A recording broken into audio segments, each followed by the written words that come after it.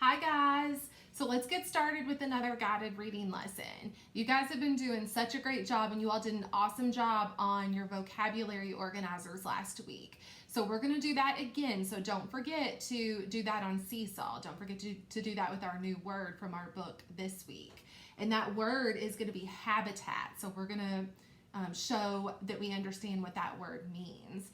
But what we're going to do during our lesson today is we're going to do a breaking words activity for our word work, and then we're going to read a book about a really special person, and her name is Jane Goodall. So we're going to read more about her in our book. And then I'll pop in once to just kind of give you some ideas of some things that you can do to help with your reading. And then after that, we will actually write about our book, and I'll show you what that's going to look like, and we'll kind of walk through that together at the end, okay? All right, so let's go ahead and get started. All right, so let's go ahead and grab all of these letters that you see to go ahead and make this word. But after you make this word, keep your other letters close by because you're going to need some more of those letters as we do our breaking words activity. So make this word, pause the video if you need to, and then when you're ready, go ahead and press play and we'll get started. All right, guys, let's go ahead and start our word work. So we're going to do another breaking words activity. And the reason we do breaking words is because when you guys read bigger words, like a lot of the words that you guys are reading are bigger and longer words, I want you to really look at the word and find chunks in the word. So yes, stretching out and sounding out each of those letters is really important, but I also want you to practice, and this is going to help you practice noticing like those chunks in the word, and that's going to help you stretch it out even better. So what we're going to do is, hopefully you've already got this word made, we're going to practice breaking it at the vowel. So remember, that's what we've done before. So we're going to find the first vowel and we're going to break it apart there. And then if there's an ending on the word like there is in this word, we're going to break it apart there too. So we're going to actually end up with 3 different parts when we break this word apart, okay? So let's go ahead and do that. Now remember, if you haven't gotten this word made, pause the video and make sure you have this word made first, okay? All right, so let's go ahead and break our word apart at the vowel. So I'm gonna break apart that A is my first vowel that I see. So I'm gonna break the word apart right there, and then I've got this little section, and then I'm gonna break it off at the ending too, because I have that ED ending. So go ahead and make sure that you have broken it apart just like I have. All right, so what we're gonna do is we're gonna say each part. I'm gonna point to it and you're gonna read that part to me, not the whole word, just that part, okay? You ready? What does this part say? Blend those sounds together. Spr, so not sp-er, we're not breaking those sounds apart, we're blending those together. Spur, everybody say spur. Good, so spur, what does this say? Ain. So remember there's that hunk and chunk, A-I. And so this whole part says ain, because that A-I says A. And then what do we have here? D. Good, so that ED is gonna make the D sound. You ready? Let's do that again. I'm gonna point to it, you say the parts. You ready? Spr, ain, D. Good, so put it back together. Put that whole word back together. And if I ever move too fast, pause the video, okay? I'll try to not move too fast, but if I do, pause the video. You ready? Put all those parts together. What does that word say? Sprained. Good, what word? Sprained. Good, like if you sprained your ankle, you hurt it, that kind of thing. All right, now I want you to get rid of the P and the R, and I want you to switch it out with a T. So remember, I wanted you to keep those letters close by because we were gonna use some different letters with our activity. All right, so go ahead and make that word. Remember, if you need to, pause the video. Let's go ahead and break apart our word at the vowel. You ready? So break it, and then break it apart at that word ending too. So make sure yours looks like mine. You ready? I'm gonna point to it. You say that part, what it sounds, or what it says. St. Ain. D. Let's do that again. You ready? St. Ain. D. Good. Let's put it back together. Try to do it quickly while it's still in your head. What's that word? Stained. What's that word? Stained. Good. Like if you stained your clothes and it was permanent, it wouldn't come out. Good. All right, you're going to keep your S and your T, and then I want you to grab that R again, and you're going to put the R in between that S, or I'm sorry, the T and the A. So go ahead and do that. Pause the video if you need to. All right, you ready? Let's break apart our word at the vowel and the word ending. You ready? So we're going to break it. And then let's say it. I'm going to point to it and you say that part. You ready? Remember, we're going to blend those sounds. So not st-er. We're not separating those sounds. We're going to blend them together. We're going to say stir, stir. What's that part? Stir. Good. What does this part say? Ain. D. Let's do that again. You ready? Str. Ain. D. Good. Let's put it back together. And then what does that word say? Strained. What does that say? Strained. Good. So you see how if you had stretched that out and said every sound individually, it would have been difficult for you to hear what that word was. But because we broke it apart, and especially because we saw those hunks and chunks, it helped us stretch it out even better. All right, let's do another one. So we're going to take the S away. That's all you have to do. Just take the S away, and then let's break it apart. You ready? Break it at the vowel. So we're going to break it, and then our word ending.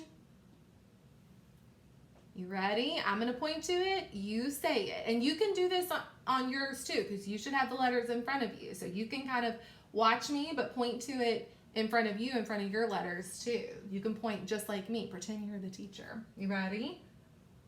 Tr. Ain. D. Good. Do that again.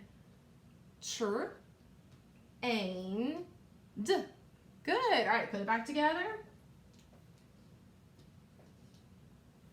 You ready? What's that word? Trained. What's that word? Trained. Good. And you can even take your finger, pretend you're the teacher, take your finger and you can even sweep it under that word too as you say it. I actually want you to do that. I think that's a good idea. All right, so ignore this for right now. I'm going to write a word. I do not want you to worry about writing this word. Just watch me, okay? You do not need to write this.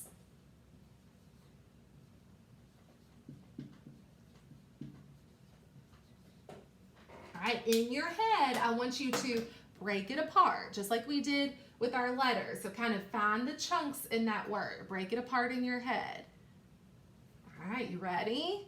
See if you can read this word to me. Get ready.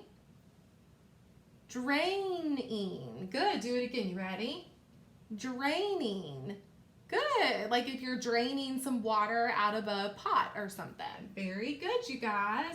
So remember, the whole reason we're doing breaking words is because you guys are reading bigger, longer words. And if I look at this word and I try to stretch out and I say every single sound, I'm not going to be able to figure out the word.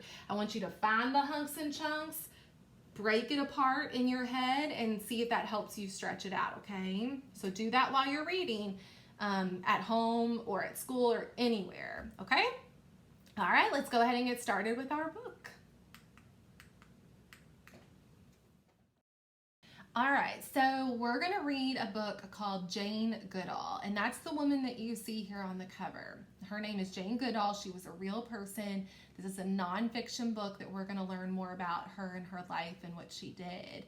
And Jane Goodall, she studied chimpanzees for a lot of years, and she studied them by living near them and watching them, and she learned many interesting things about chimpanzees. So we're going to read more about her life and what she did and what she found out about chimpanzees too. So remember, I'm only going to pop in one time to kind of remind you about your vocabulary word that you're going to do, and then you won't see me again until after you get done reading the book. And what we're going to do after you get done reading the book is we're going to write about what we read. So we'll talk more about what that's going to look like after you get done reading.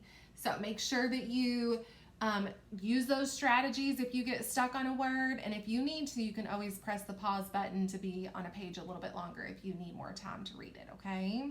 All right, have fun learning about Miss Jane Goodall.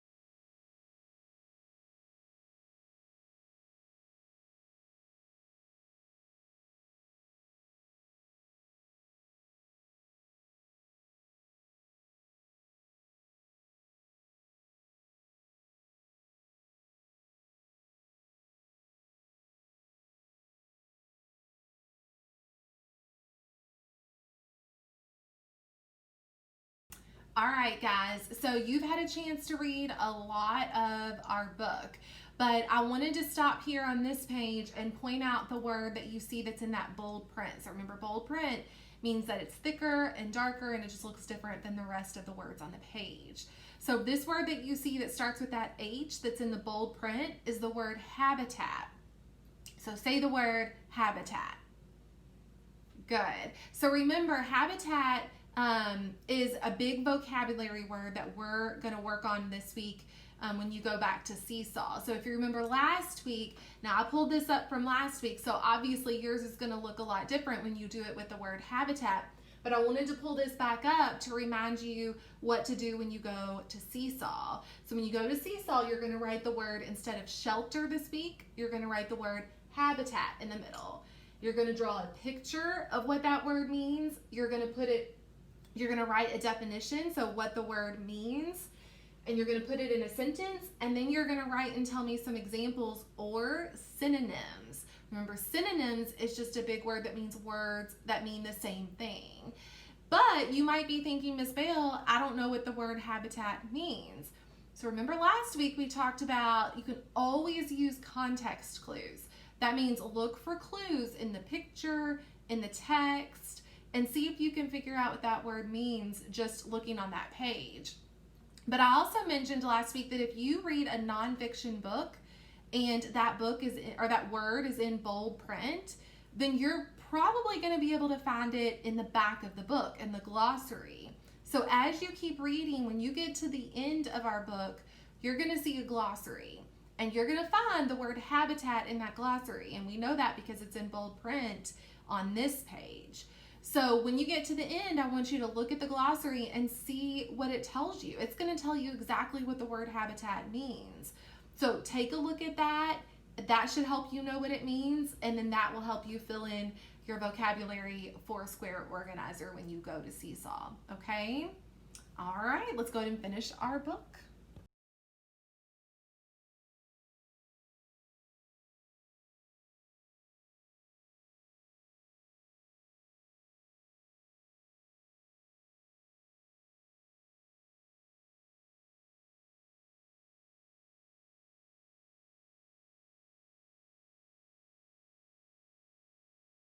All right, so now that you've had a chance to read our book and read more about Jane Goodall, we're going to write about our book. Now, we've talked a lot in writing in our live meetings on Seesaw about how we want to make sure that we write at least 5 sentences because we are big first graders now, and you guys definitely can do that. So when we write 5 sentences, we want to start with an opening sentence that kind of lets the reader know what we're writing about. And then our next 3 sentences are going to be like facts, or if you're giving your opinion, maybe like a reason for your opinion. And then our last sentence, our 5th sentence, is going to be our closing sentence. It just kind of wraps up our writing and lets the reader know that we're finished. Okay, so a strong writer, a lot of times before you even start writing, will kind of plan out what you're going to write. So that's what we're going to do first. So what I did is I made a beginning, middle, and end graphic organizer, just like we've used before when we retell a story. And what we're going to do is I'm just going to jot down some words that I remember from the beginning, the middle, and the end of the story to help me when I go to write my facts. That way I kind of remember to write something from the beginning, the middle, and the end. So when I think about the beginning of the story, I think about how they introduced Jane Goodall as somebody who studied chimpanzees. So I'm just going to write the word chimpanzee, and that way that'll help me remember that when I look at this graphic organizer. So I'm going to write chimpanzee. And you guys don't have to do this part. You can just do it with me and kind of watch. But when we go to actually write, then I want you to actually grab a piece of paper and start working on it with me, okay? And then when I think of the middle part of the story, I think about how it talked about how she went to Africa. That's where she really studied the chimpanzees a lot. So I'm just going to write the word Africa. So that way when I look at that word, I know, okay, that's right. In the middle part of the story, that's what they talked about, is how she went to Africa. And then at the end of the story, I remember it talked about how she was a very helping person. She really helped the chimpanzees a lot. So I'm just going to write the word helped, okay? And that way I look at that and I know, okay, that's right. They talked about how she helped the chimpanzees. So that just kind of helps me plan out my writing a little bit better. So when I go to actually write, it's going to help me when I actually write my sentences to look at this. So we're going to keep this up here, but I'm going to pull a paper down and I'm going to actually kind of model for you guys and kind of show you how I can write my 5 sentences. So the first thing we want to do is we want to write an opening sentence. So we want to introduce what we're writing to the readers. Well, what are we writing about, or who are we writing about? Jane Goodall, right? So here's where I want you, if you can, I want you to grab a piece of paper, grab your notebook, and I want you to kind of work through this with me. And if you need to pause the video, then definitely do that. If you need to pause it so that you can finish writing the sentence, then you can do that. That's totally fine. Now I'm going to show you, let me move my iPad up a little bit. You see how I drew this line in the middle? That's because I want to leave space up here for my picture. anytime that I write, I always want to draw a picture to go with my writing. It makes it really interesting for the reader to see that illustration. And then at the bottom is where I'm going to write my words and my sentences. If you don't have, like my paper doesn't have a space for the picture at the top. Now you might be using your notebook that already has that space at the top, and that's fine. You don't have to draw a line. But if you're using a notebook that has lines all the way up and down your paper, then you might just want to draw a line going across in the middle, and that way it tells you, okay, up here is where I'm going to draw my picture. I'm going to write my words below the line, and that way it kind of helps separate that space a little bit, okay? All right, you ready to get started? So I know I'm writing about Jane Goodall. So I could write my opening sentence and say, I learned about Jane Goodall. That tells the reader right off the bat that that's what they're going to be reading about. It's about Jane Goodall. So let's do that together. Let's write that sentence. So we want to write, I learned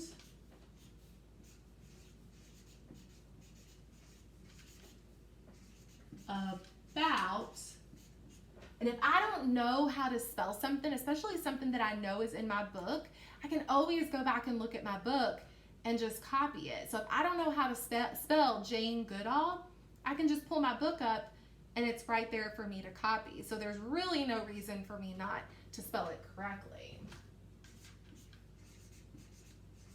Now I know how to spell it, but if I didn't, then I could always look at the book to help me. And then I don't want to forget that period at the end.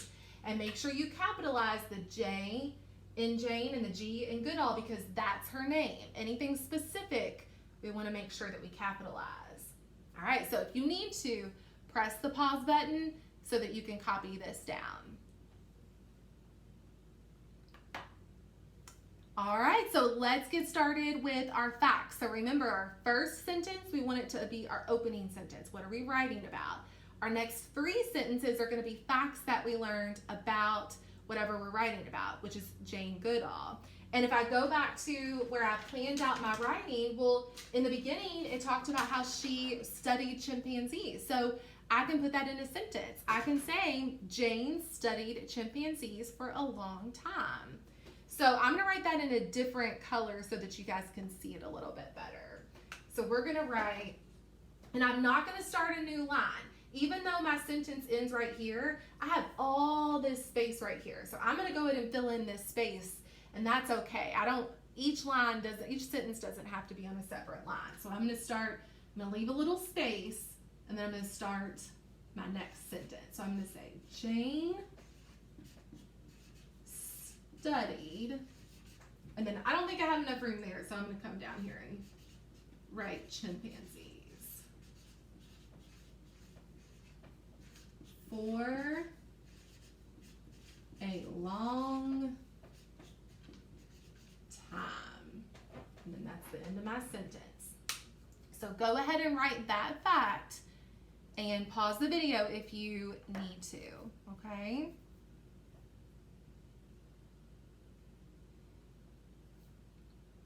All right, so let's write our last, this is the last sentence that we're gonna write. But you're going to actually fill in 2 more facts about Jane Goodall. But remember, just like we did before we started writing, if you planned it out, then that should help you remember facts that you can write about her. You could write about how she lived in Africa and studied chimpanzees there. And you could even write at the end of the story, it talked about how she helped chimpanzees a lot. You don't have to write that. If you have a different fact, you can write that too, okay? But you're going to fill in 2 more facts. But at the end of the story, and I'm going to come down here because not the end of the story, the end of the writing, I'm going to write a closing sentence that kind of wraps up our writing and lets the reader know that we're finished. So I could say, a lot of times, I could just write the opening sentence again. I could just repeat, I learned about Jane Goodall. I could just say that again and that would help wrap up my writing. I think I'm going to do a different sentence today, but if you wanted to, you could always just repeat your opening sentence. Just write it again, but write it at the end. But I think I'm going to say, this is what I know about Jane Goodall, okay? So I'm going to write it down here because you're going to fill in this space with 2 more facts. But I'm gonna write, this is what I know about Jane Goodall. And that kind of wraps up my writing and lets the reader know that I'm finished, okay? So pause the video if you need to finish writing this, but leave some space for you to fill in a couple of more facts. I want you to do that part on your own.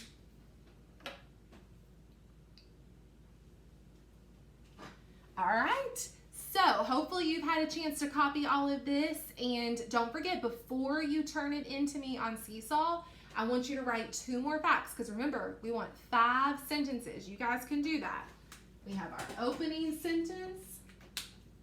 We have 1 fact. That's our second sentence. You guys are going to write 2 more facts, give me 2 more sentences, and then our 5th sentence is that closing sentence that we wrote. And don't forget, we also talked about anytime that you guys write, you can always kind of plan it out before you start writing to kind of help you as you go to write, okay? And then don't forget to draw a picture to go with your writing. Sorry, my little thing got off the hook. So don't forget to draw a picture to match your writing too before you turn it in, okay? I can't wait to see what you guys do with your writing and some facts that you learned about Jane Goodall.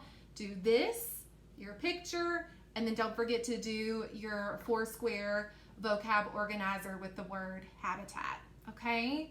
Great job today, great job this week, and I will see you next week.